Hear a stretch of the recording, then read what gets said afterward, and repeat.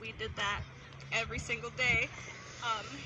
One day, a friend of mine who was also black, while we were chasing the boys, she had a crush on a boy, a Hispanic boy. And when she asked him out, he said no, because she was black. It was at that moment that I realized that people didn't like certain people because of the color of their skin. This was a very strange thought for me because my family is very diverse, literally a rainbow of different skin colors.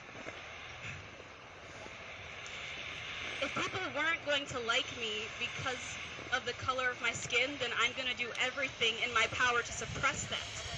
That's what I felt like. I started straightening my hair. I started bleaching my skin. You'd be prettier if your hair was straight. You're pretty for a black girl. You don't sound like you're black. These were things that I heard on a weekly basis. And I consider them to be compliments. They personally made me feel good.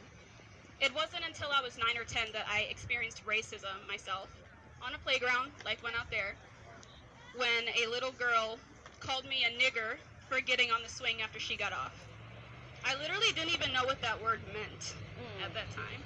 I asked one of my friends who was also black, and she told me that it was a word that white people use to be mean to black people.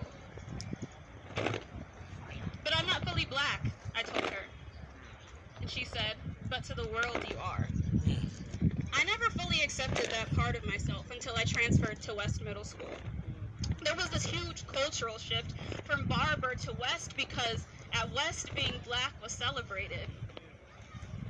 I saw black teachers and a black principal and natural hair. This was also the first time that people found me and my skin color attractive. And I didn't even know that there was a Black History Month until I went to West Middle School. So here,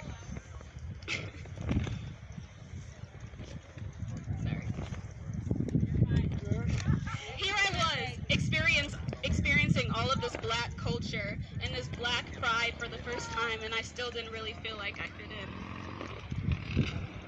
Your mom's white, I can tell. You talk white. You talk like a white person. Well, you're only half black, so it don't really count. They're things that I heard my entire life, but now they weren't compliments. They were meant to be insults. They were meant to hurt my feelings. It felt like I was playing a game of ping pong, only I was the ball. I was getting hit from the white and Latino folk over to the black side because I was black. And then from the black side, I was getting hit over to the white and Latino folk because I wasn't black enough. So here I was, going back and forth between these two, but three different parts of who I am, and I didn't even realize that there was this whole middle area where I could stop letting people define who I am, and I could.